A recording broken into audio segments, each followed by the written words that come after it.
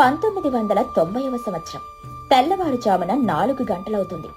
బ్రహ్మపురంలో కోడి కూసింది కాని వాకిలి ముందు కల్లాపి చల్లిన శబ్దం లేదు, రంగుల ముగ్గులు లేవు.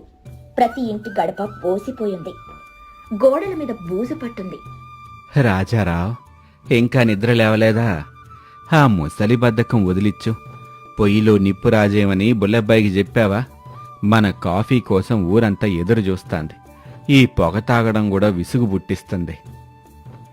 రాజారావు కళ్ళు తుడుచుకుంటూ బయటకొచ్చి, ఏమో నారాయణప్ప, నిద్రపడితేనే కదా లేవటానికి.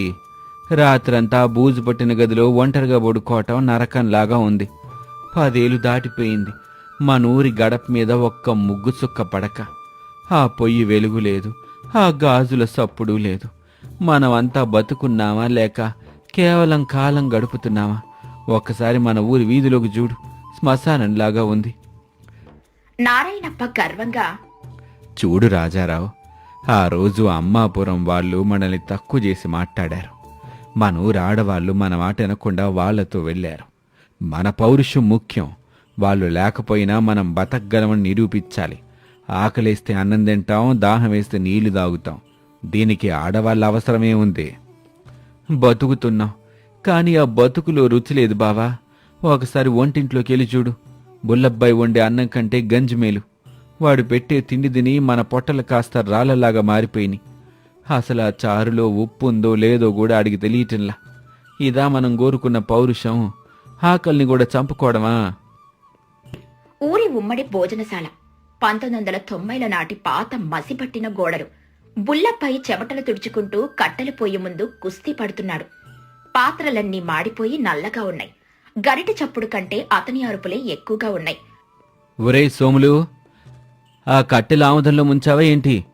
పొగ తప్ప మంట రావటం లేదు. నా కళ్ళు కాలిపోతున్నాయి. ఈ గరిటె తిప్పటం నా వల్ల కావట్లేదు. 10 ఏళ్ల నుండి ఇదే గోల. ఒక్క పప్పుచారు కూడా సరిగ్గా రావటంలా. ఆ ఆవాలేమో చెటపట్ట ఆడటం లేదు. ఆ ఇంగవ వాసన అస్సలే లేదు. సోములు బట్టలు ఉతుకుతూ, నేను మాత్రం ఏం చేయను బుల్లబ్బాయ్. నా చేతులు చూడు, బట్టలు ఉతికి ఉతికి బొబ్బలెక్కాయి. మీ మగాళ్ళ మురికి సొక్కాలు ఉతకటం అంటే పానం పోయినంత పని అవుతుంది. ఆడాళ్ళున్నప్పుడు ఆ చెరువు గట్టు దగ్గరే ఎంత సందడిగుండేది, ఎంత శుభ్రంగా ఉండేవాళ్ళు. ఇప్పుడు మనం అంతా కలిసి శ్మశానంలో ఉన్నట్టుంది. ఆ బురద బట్టలు వేసుకుంటేనే నాకే రోత పడుతుంది. నిన్న నారాయణప్ప గారు వచ్చి కూరలో ఉప్పు లేదని అరిచారు. ఆయనకేం తెలుసు?